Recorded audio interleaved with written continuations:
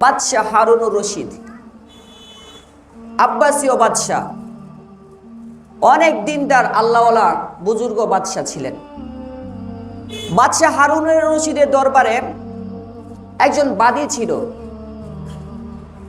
বাদীটা খুবই কালো ছিল, অসুন্দর দেখতে। আমরা সুন্দর মানুষ সবাই পছন্দ করি, তাই না? অসুন্দর মানুষকে অনেকে পছন্দ করে না, এটা ঠিক না।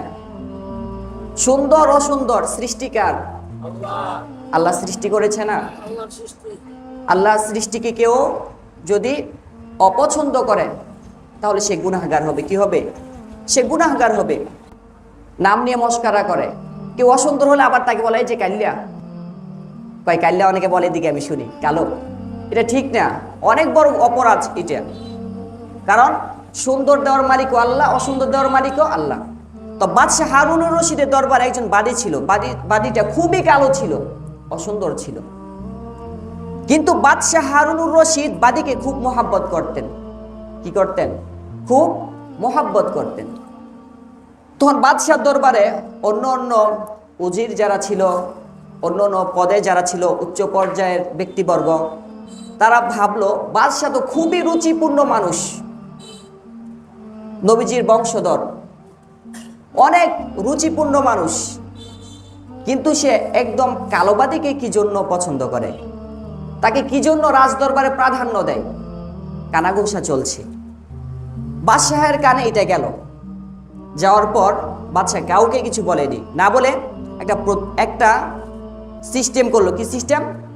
বাদশাহ তার কোষাধ্যক্ষ যে আছে, রাজদরবারের টাকা পয়সা যার কাছে আছে, স্বর্ণ রূপা, তাকে বলল এখানে যারা আছে সবার জন্য এক একটা স্তূপ করো, মণি মুক্তা হীরা জহরত, এক একটা স্তূপ করো।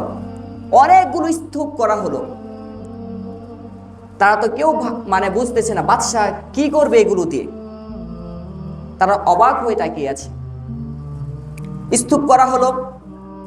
বাদশাহ রাজ দরবারে সবাইকে আদেশ দিল, এই যে দেখেছো কতগুলো স্তূপ, তোমরা এখানে যারা আছো এমপি মন্ত্রী সবাই যে যে স্তূপের উপর হাত রাখবে ওইটা তার জন্য হয়ে যাবে। অনেক বড় খুশির সংবাদ না? এই অর্ডার পাওয়ার পরে এক একটা মন্ত্রী, এক একটা উজির নাজির যারা আছে সবাই এক একটা স্তূপের উপর হাত দেওয়া শুরু করলো। আর কালো যে বাদীটা, সে কোনো স্তূপের উপর হাত দেয় না, সে বসে আছে তার নিজ স্থানে। তখন এমপি মন্ত্রীরা বলতেছে, আসলে এই বাদীটা একটা বেকুফ, আসলে বেকুফ, সে কোনো স্তূপের উপর হাত দেয় না। তখন বাদশাহ তাকে জিজ্ঞাসা করলো, তুমি কোন স্তূপের উপর হাত দাও না কেন? স্বর্ণ রূপার কত বড় বড় স্তূপ, একটা স্তূপের হাত দিলে তো তোমার 14 পিঁড়ি পর্যন্ত খেয়ে শেষ করতে পারবে না। তখন ওই কালোবাদীটা জিজ্ঞাসা করলো, আপনি যে কথাটা এখন বলেছেন যে স্তূপের উপর হাত দিলে ওই স্তূপটা তার হয়ে যাবে, এই কথাটা সত্য কিনা আগে আপনি এটা আমাকে বলেন।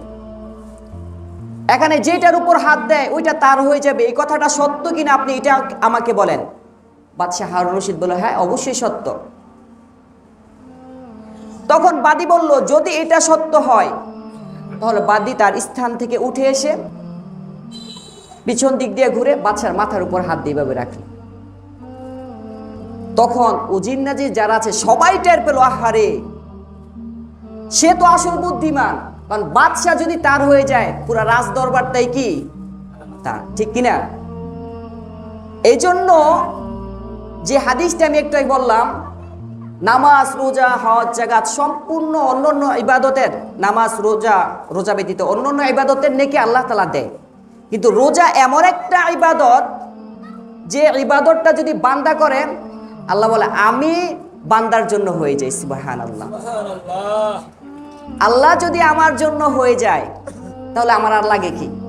আমার আর লাগে কি?